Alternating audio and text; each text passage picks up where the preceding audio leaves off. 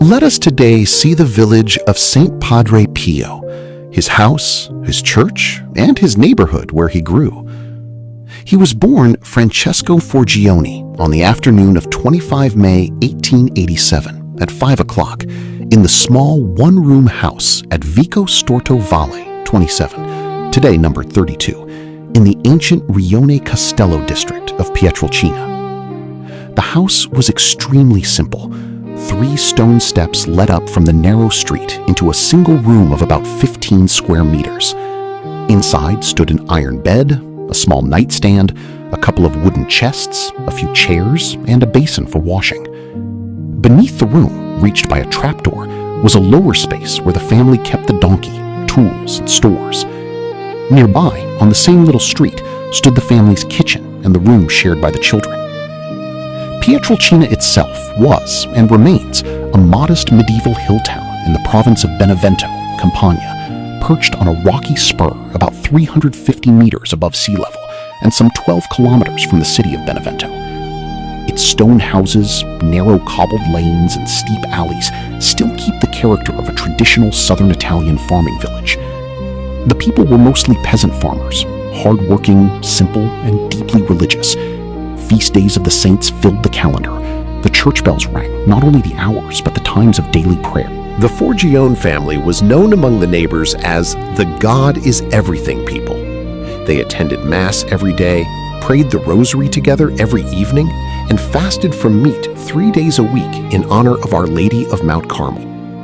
Although the parents, Grazio, called Zirazio, and Maria Giuseppa, affectionately called Mama Peppa, could neither read nor write, they had memorized many passages of Scripture and told the Bible stories to their children by heart. Francesco was the 4th of 8 children. 2 had died in infancy. His older brother was Michele.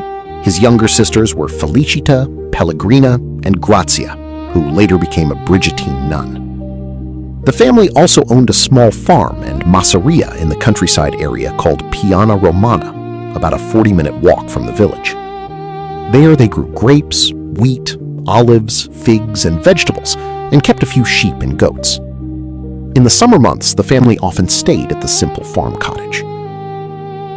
From earliest childhood, Francesco was quiet, obedient, and unusually drawn to prayer.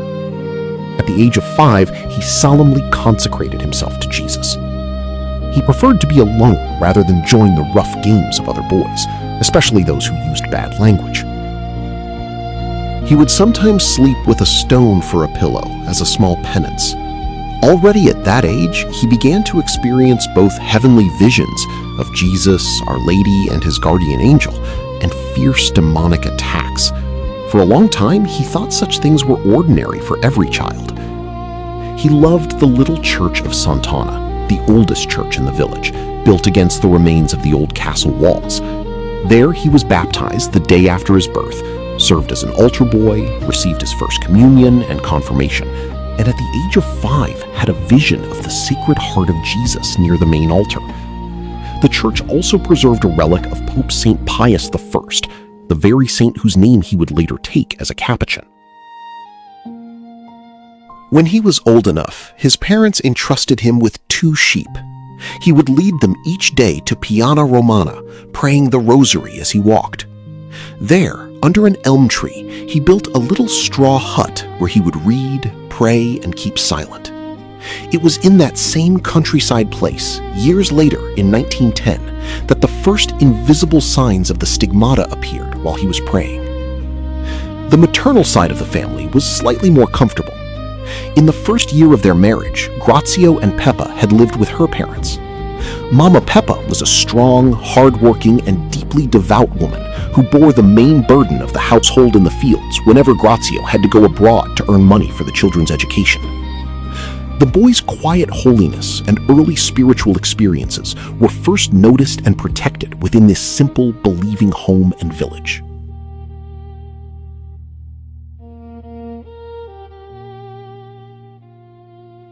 Around the age of 10, Francesco saw a Capuchin friar named Brother Camillo coming through the village asking for alms. The sight of the bearded, barefoot friar in his rough habit made a deep impression. Francesco went home and announced, "I want to become a monk with a beard." From that moment, the desire for religious life never left him. Because the family had little money for studies, his father Grazio made the great sacrifice of emigrating several times to America, first to Brazil, later to Pennsylvania, to earn the necessary funds so that his son could receive the education required to enter the Capuchins. Even in small human moments, the bond between mother and son remained strong. Once, as a boy, Francesco disliked a pair of trousers and asked for new ones. When his mother refused because they were still serviceable and money was scarce, he went down into a nearby valley, spread the trousers on a rock, and beat them with a sharp stone until they were full of holes. In the end, Mama Peppa had to buy him new ones, an episode he later recounted with a mixture of amusement and emotion. Years later, when Mama Peppa came to visit him at San Giovanni Rotondo after he had become a priest and wore the stigmata, she tried to kiss his wounded hands. He always withdrew them gently but firmly, saying, "A son must kiss his mother's hand, not the mother her son's." Even in his holiness, he never forgot the reverence due to the parents who had first taught him to love God in the poor house of Pietrilcina.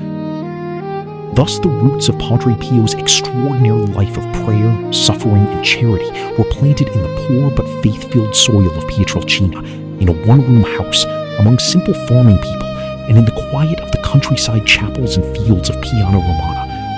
Because Pietrilcina was his birthplace and place of origin, which is the standard way the Church formally identifies him. Thus, the roots of Padre Pio's extraordinary life of prayer, suffering, and charity were planted in the poor but faith-filled soil of Pietrilcina, in a one-room house among simple farming people and in the quiet of the countryside chapels and fields of Piana Romana. This follows a long Catholic custom of naming saints and religious by their place of origin rather than the main place of their later ministry or death. Similar examples include St. Francis of Assisi, St. Teresa of Avila, St. John of the Cross, and many others. It anchors the person to their roots and family/cultural background. He did spend the great majority of his religious life, from 1916 until his death on 23 September 1968, at the Capuchin monastery of Santa Maria delle Grazie in San Giovanni Rotondo, Puglia. There, he received the permanent stigmata, heard countless confessions, founded the Casa Sollievo della Sofferenza Hospital, and is buried. The major shrine and sanctuary dedicated to him are there, and millions of pilgrims visit San Giovanni Rotondo.